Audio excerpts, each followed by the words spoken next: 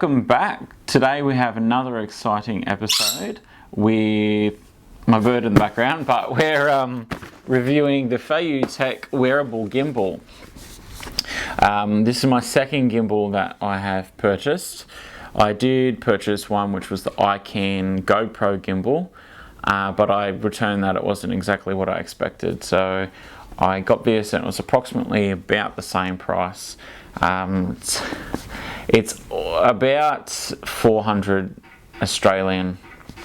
I did get a whole bunch of this gear from BH Photo over in New York in America, purely because I've purchased off them before and they had sort of everything in the one place that I needed, and they've taken back my return and sent me out this one here. So the wearable gimbal has 3 axes. This is the WG, which stands for wearable gimbal. There are WG Lite and there's one other version. So there's 3 axes, then there's a 2 and a single axis, depending on what you want it for. The wearable gimbal, I'm attaching this to the Peak Design Capture Pro clip that I've just done a review on, and that's going to be on my bag strap. So I'm going to have it sort of mounted about here, and it'll be able to adjust all of the motion as I walk. Enough said, let's unbox it and see what we're in for. So Feiyu sends out the gimbal in this nicely designed box here. On the back gives you a bit of a run through on what's inside it, the different operating modes, and just a bit of general information down the bottom. And yeah, it's compatible with the GoPro range, the Heroes 3, 3 Plus and 4, but also any of the other action cameras that are all designed around the same sort of size. And you'll see exactly why once we open it up, how it all works. On the end there, we've just got a little tab. Open it up, and okay, on the inside we have a nice carbon fibre pattern safety case there with the FY logo, feiyutech.com on the handle. A nice zipper around the outside to open that up. Okay, so we can see there's the gimbal there. We've got a little battery charger down here with 2 sets of batteries and a couple of the GoPro mounts here. And it's a nice sort of dense foam there, but it's not too dense. Nice cushioning for it. At the top here we've got a little pouch. And on the inside of that we've got a couple of GoPro mounts here, and it looks like we've got charging cable, which seems to be multiplying around this place lately. Got a couple of the longer threaded screws and all the mounting gear with a bit of a hex Allen key inside there.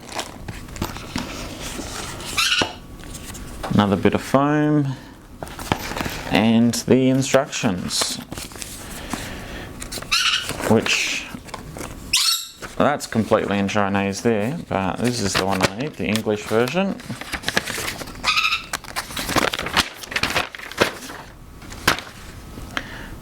Basically, that just shows you, probably can't even see that, it's too much glare.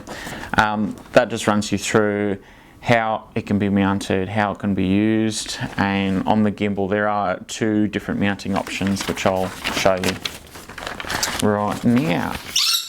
So I'll put this packaging aside.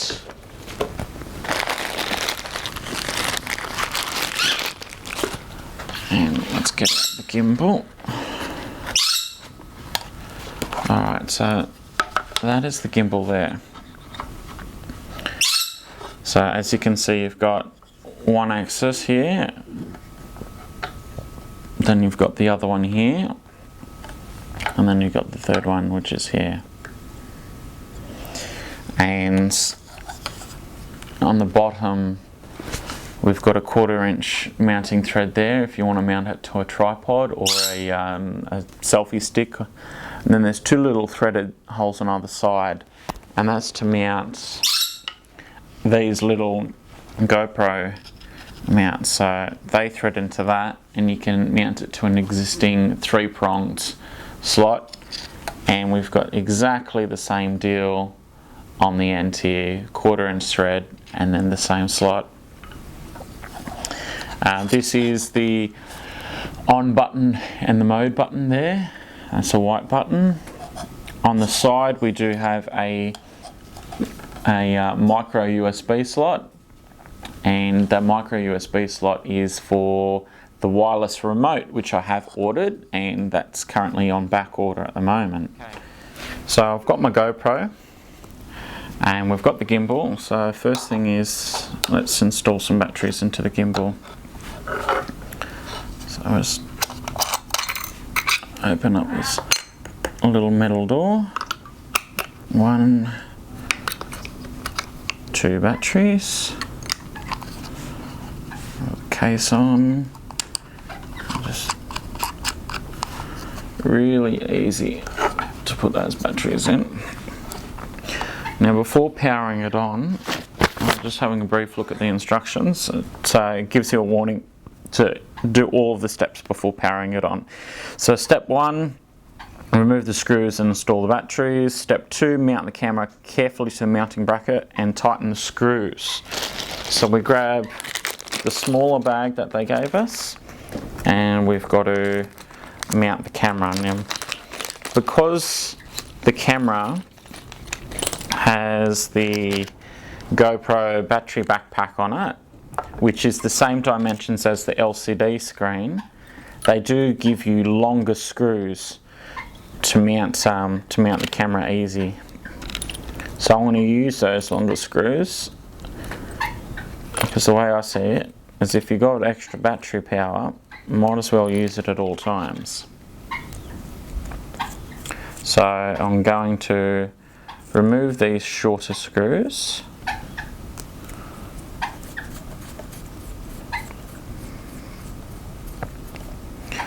On this little metal bridge here, and we're going to install the longer ones.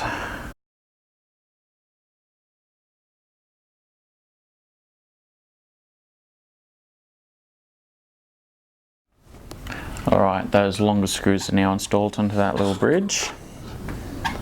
So now we're going to install the camera. And we're going to install it this way with all the plugs facing outwards. So it goes hard up against it inside there, and then this little bridge slides over. As you can see, the GoPro is now mounted, and we've got that little bridge plate there with the black threaded screws, which are the longer screws, mounted in, and you just give them a bit of a tweak. So now that's on the gimbal, and that was step 2. Step 3, please choose one way. So you can either use the adhesive 3M sticker to go on the bottom, the T-clamp, which are these little things that I showed you, or the tripod 1/4 inch thread.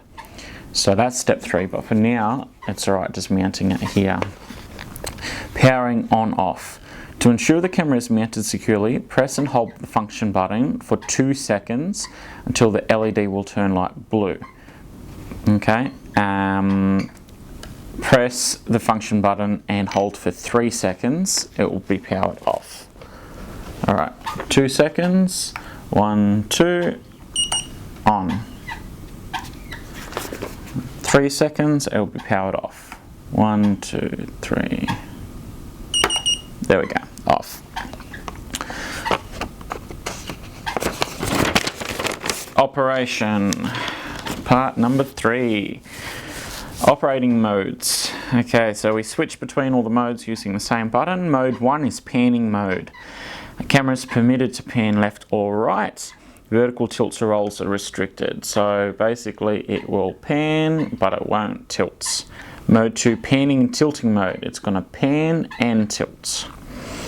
Or lock mode. Camera stays in its current position. All panning, tilting and rolls are restricted.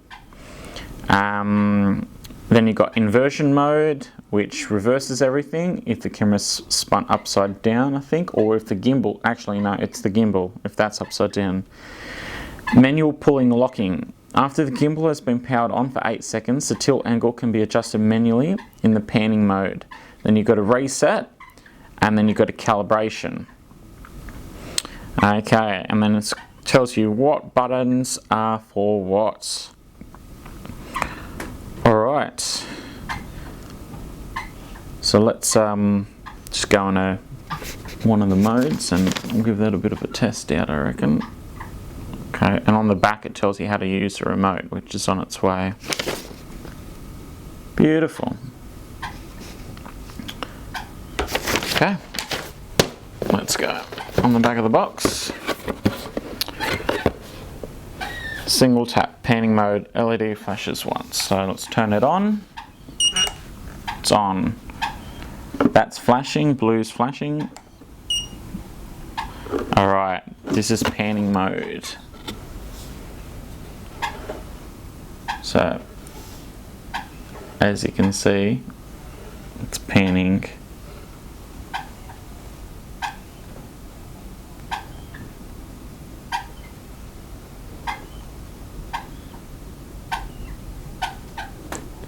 Everything else is locked. It will follow wherever I pan, but everything else is locked. Then we got double tap. Alright, so LED is flashing once, so we know it's in first mode, the panning mode. 2 taps, it's in panning and tilting mode. So panning and tilting mode, it's going to pan. So wherever I point the gimbal, making this the front of the gimbal, it's going to follow. But then if I want to tilt it, the camera's going to follow down, or tilt it, it's going to follow up. Third mode, triple tap, inversion mode. Alright, so now this is upside down. So it's gone into panning mode but upside down. So if I want to mount this, you know, so it's heading down, it's going to try and follow like this. Okay, so if we hit once again, alright. Okay, now we have to turn inversion mode off. Alright, so 3 taps again, turns the inversion mode off. Then you've got on constantly, lock mode, and yeah, you've got your reset buttons, which is a quadruple tap. So already I've had no issues with operating this, and you guys are seeing this live. This is the first time that I've used this. The ICANN gimbal that I had started shaking around, bouncing around. It was hitting the camera onto itself, and it was just going absolutely crazy. So I'm going to mount on the quick capture release plate, and then show you how that all works. All right. Mounting the Peak Design clip onto the bottom shouldn't be too hard. Just line up the 1/4 inch thread with the 1/4 inch thread hole. We can use the end of the hex key. There we go.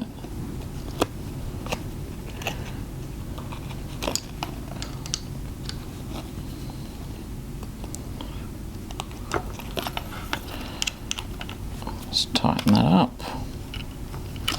Don't want to go too tight, but you want it nice and snug. That's it. As easy as that. Just mounting that plate straight on the bottom there. Okay. So now that, if I bring my camera bag over, can mount straight. There we go. You hear that click? The red button over here on the peak design clip. See that one? Hit that, slide straight out. Hit that, slide straight on. And then we've got this little clip on the side here which makes it all firm. So if we turn this on in a panning mode, I can be wearing the bag like this. Now, let's just move the chair out of the way so you can see. I can be wearing the bag no matter what way the strap goes. You can see how flimsy that is right now because I haven't got it against me. But it's going to constantly keep that camera the way I want to. So, and then on the end here, I'm going to mount that little T-clamp so I can mount it onto the GoPro accessories. I think that wraps it up for this review on the Feiyu Tech wearable gimbal. I hope that's given you a bit of an insight to what a 3-axis gimbal's about, and this one being wearable is always good. But if you want a handheld one, there's nothing stopping you from getting a selfie stick or a monopod or something like that and using the 1/4" thread, because then you have the best of both worlds. So I think that might be something to think about, and we'll leave it at that. And remember to like, share and subscribe. Check out my other videos. Ask me any questions if you've got anything, and I'll see you all next time. Alright, catches, bye.